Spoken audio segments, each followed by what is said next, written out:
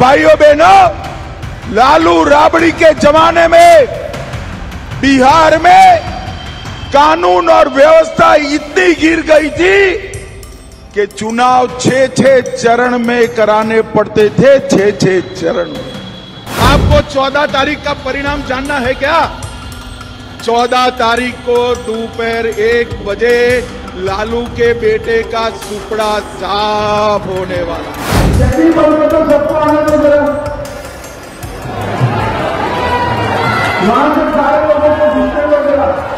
ये वीडियो है मुंगेर के नवागढ़ी मैदान का।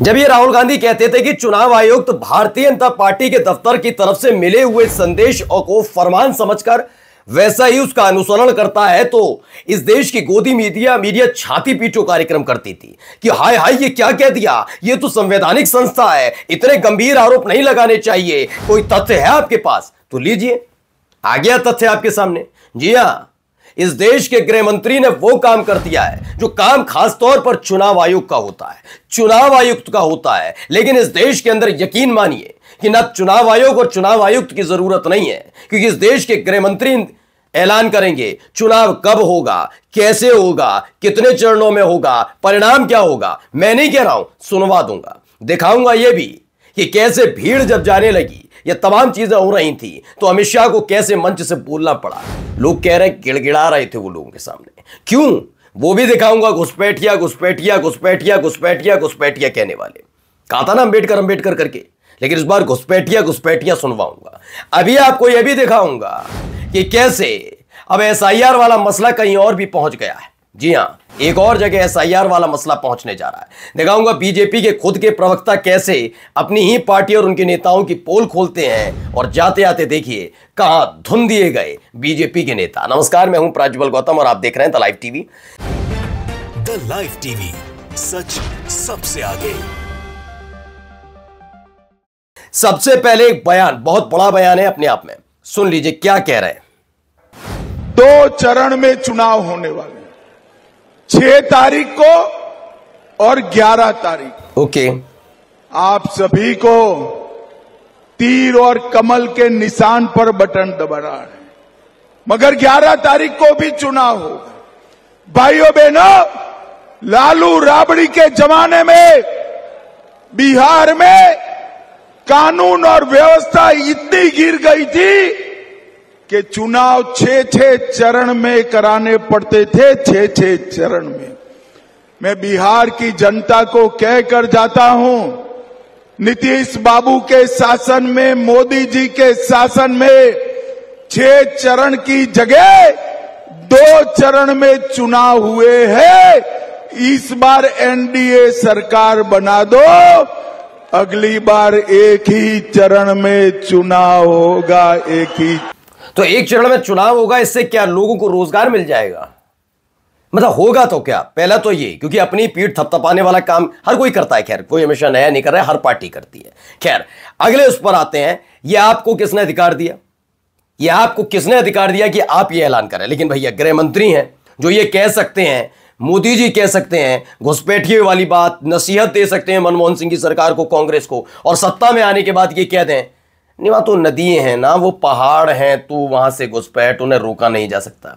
तो अब क्या ही कहना, समझ गए? तो ये सारी चीजें भी निकल कर सामने आती हैं।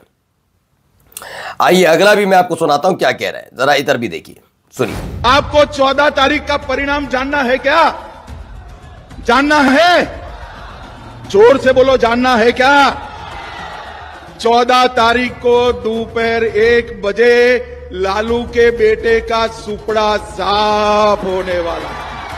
आप बताइए, चुनाव परिणाम पहले बता दिया, अगले चरण, एक चरण में चुनाव करा देंगे ये बता दिया, तमाम चीजें तो बताए जा रहे हैं गृह मंत्री अमित शाह। तो बताइए क्या जरूरत है चुनाव आयोग की, चुनाव आयुक्त की खास तौर पर? तीनों चुनाव आयुक्तों की सैलरी आप जानते हैं कितनी है?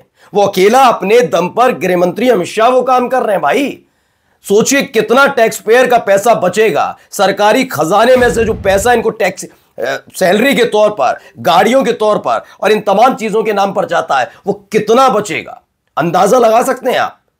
इतने अद्भुत गृह मंत्री मिलना बड़ा मुश्किल है भाई, कि देश की नहीं, ये पूरे हमारे उसकी धरोहर है, इस धरोहर को संभाल कर रखना है। ऐसी धरोहर देखिए क्या हो रहा है धरोहर के साथ। सबको आने दो जरा, वहां से सारे लोगों को घुसने दो जरा। ये वीडियो है मुंगेर के नवागढ़ी मैदान। तो ये मुंगेर में गए थे, कैसे रोकने की कोशिश की जा रही है, तमाम चीजें हो रही हैं, वो आपको दिखा रहा था। अब जरा देखिए यहाँ क्या, ये घुसपैठिए जो आते हैं हमारे झारखंड के युवाओं की रोजगारी छीन लेते। सीवान वालों मुझे बताओ, ये घुसपैठिए को बिहार से निकालना चाहिए या नहीं निकालना चाहिए? तो अब घुसपैठिए को बिहार से निकालना चाहिए नहीं निकालना चाहिए, उसकी बात कर रहा है। चलिए, इन घुसपैठियों की पता नहीं, लेकिन यहां हालात क्या है जरा इसे समझ लीजिए। पहला ही जरा देखिए क्या हालत हो रही है। ये ऐसे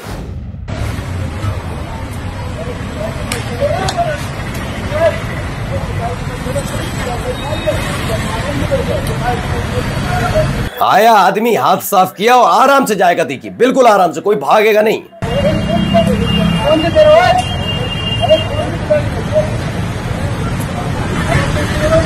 तो मध्य प्रदेश भाजपा के वरिष्ठ नेता हैं और वक्ता भी हैं विमल तारण, उन पर हाथ साफ कर दिया। विदिशा जिले के स्टेशन रोड पर उन्हें सरेआम पीटा गया और आराम से वो निकल गया। फिलहाल इसकी शिकायत कृषि मंत्री से कर दी गई है।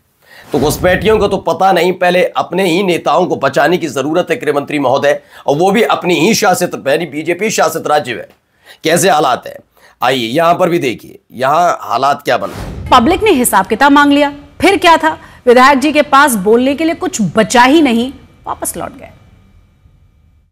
तो सर मेरा कहने का मतलब यही एक है कि आप अगर एक काम भी बता दीजिए ना कि हाँ लोहानीपुर में ये काम हुआ है, तो हम लोग विचार करेंगे आपके वोट पे। ये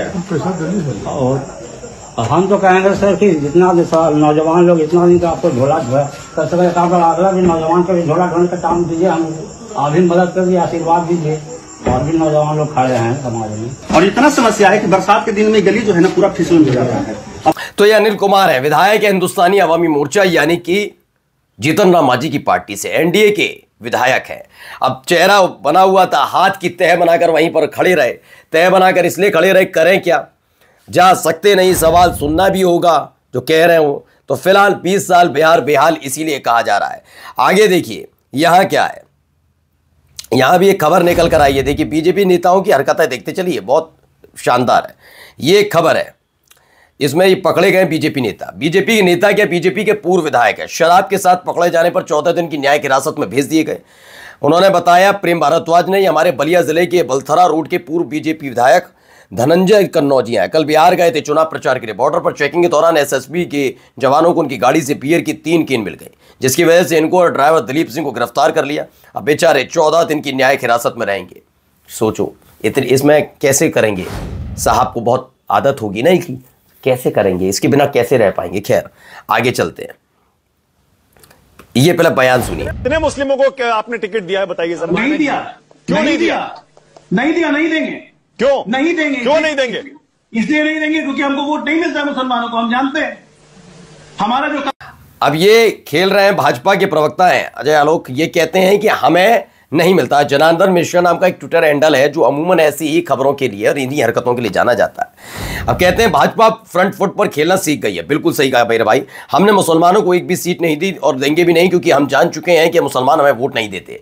खैर ये जो प्रवक्ता ने कहा और उसकी वाहवाही करने के लिए आपको बैठा दिया, अच्छी बात है, लेकिन इसका नुकसान भी भुगतना पड़ता है, आपको पता नहीं है। वरना मोदी जी लोकसभा चुनाव की शुरुआत में ये मंगलसूत्र, घुसपैठिए, ज्यादा बच्चे पैदा करने वाले कहें और 1-2 चरण के चुनाव निपटते ही फौरन इस पर आ जाए कि ईद के दिन मेरे यहाँ खाना नहीं बनता था, ये यूं ही नहीं होता, ये सुर यूं ही नहीं बदले जाते। और इन जिन अजय आलोक की आप बात कर रहे हैं, ये कैसे प्रवक्ता हैं ये हर कोई जानता है। जो आदमी फर्जी खबरें भी सोशल मीडिया पर रिट्वीट कर दे, कैसे राष्ट्रीय प्रवक्ता समझिए।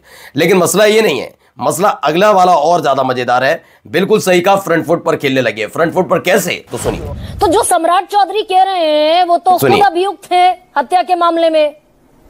उनको तो अपनी उम्र दरअसल जो चुनाव आयोग को देते हैं उसी का गणित नहीं मालूम। भाई सम्राट चौधरी क्या कह रहे हैं सम्राट चौधरी जाने, मैं क्या कह रहा हूँ। मेरी बात सुनने के लिए आपने मुझे बुलाया है ना, तो मेरी बात पार्टी की बात सुनने के लिए। ये ना, हाँ मेरी पार्टी की बात, तो मेरी पार्टी की बात मैं अधिकृत प्रवक्ता हूँ तो मैं ही करूंगा। तो मैं बताता हूँ क्या है। नायक तो कोई जन्म में नहीं है, खलनायक भी मैं नहीं मानता हूँ, मैं शुद्ध रूप से नालायक मानता हूँ। क्यों नालायक मानता हूँ बताता हूँ लाइन से। अब बताइए, फ्रंट फुट पे ही खेल रहे हैं। बाकी सम्राट चौधरी का जिक्र हो रहा है, नायक नालायक खलनायक सब कुछ कह रहे हैं। एक ये तस्वीर भी निकल कर आई, कितनी खूबसूरत तस्वीर है। छप्पर भी है, छोटा सा रंगाई पुताई करा साफ सुथरा मकान भी है, तमाम चीज़ें हैं। और इन सब के बीच बात करते हैं नरेंद्र मोदी साहब। सेटिंग झोंपड़ी नई पुताई वाली, फोकस में सिलाई मशीन है वो भी नई, लाइटिंग ज़बरदस्त है, नई हाई मस्त लाइट वाली, नई दरी है, नया तकिए, नई कतरन भी फैली है। बेचारी गरीब महिला अपनी नई नवेली झोपड़ी में आई कार्ड पहनकर बैठी है और दया निधान की तरह इस मैन्युफैक्चर्ड झोंपड़ी में लगी तस्वीर को निहार रहा है महामानव, ये कहा जा रहा है। और जाते जाते खबर पश्चिम बंगाल से भी। चुनाव आयोग सोमवार को देश भर में मतदाता सूची के विशेष गहन पुनरीक्षण की घोषणा करेगा। पश्चिम बंगाल में वोटर लिस्ट की जांच के लिए वॉलंटियर्स नियुक्त किए जा सकते हैं। पहले चरण में 10 से 15 राज्य शामिल होंगे, जिनमें 2026 के चुनावी राज्य में होंगे। नमस्कार।